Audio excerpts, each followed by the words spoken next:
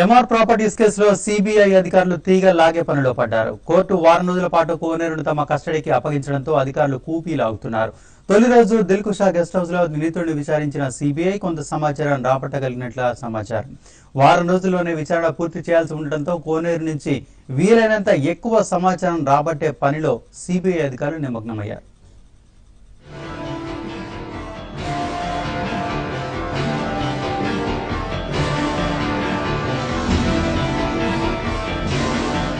MR properties కేసులో కీలక నిందితుడు కోనేరు ప్రసాద్ నుంచి సమాచారం రాబట్టే పనిలో సిబిఐ అధికారులు నిమగ్నమయ్యారు.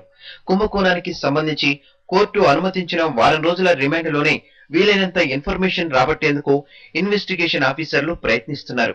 నాంపల్లి కోర్టు నుంచి తీసుకువచ్చిన అనంతరం దిల్కుషా గెస్ట్ హౌస్ లో తొలి రోజు విచారించిన సిబిఐ అధికారులు కోనేరు ప్రసాద్ ను సిసిఎస్ కు తరలించారు.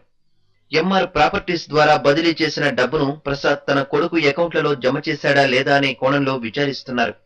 విల్లాల కొనుగోలు కుంభకోణంలో జరిగిన వందల కోట్ల అక్రమాల్లో ప్రభుత్వ ఉన్నతాధికారులు, రాజకీయ ప్రముఖుల ప్రమేయాన్ని రాబట్టేందుకు సిబిఐ ప్రయత్నిస్తోంది. స్క్వేర్ ఫీట్ కలెక్ట్ చేసినటువంటి మనీ, కొన్ని క్రోర్స్ ఆఫ్ మనీ ఆయన ఎక్కడ పెట్టారు అన్నది కావాలి. తర్వాత ఈ యొక్క కాన్స్పిరసీలో ఎంతమంది పబ్లిక్ సర్వెంట్స్ ఇన్వాల్వ్ అయ్యారు ఉన్నారన్నది కావాలి. ఆయన సన్స్ కూడా ఇందులో ప్రాపర్టీస్ కొన్ని కలెక్ట్ చేయడం జరిగింది కాబట్టి కొంతమంది వెండర్స్ దగ్గర నుంచి ఆ యొక్క అమౌంట్స్ కూడా ఎక్కడెక్కడ ఉన్నాయి మెయిన్ కారణంగా సిబిఐ వారు కస్టడీ ఇంట్రాగేషన్ లోనే ఇది వస్తుందని వారు ఉద్దేశపడ్డారు. కోనేరు ప్రసాద్ ను ఆఫీస్ అవర్స్ లోనే, అది ఆయన తరపు న్యాయవాది సమక్షంలోనే విచారించాలని కోర్టు ఆదేశించింది.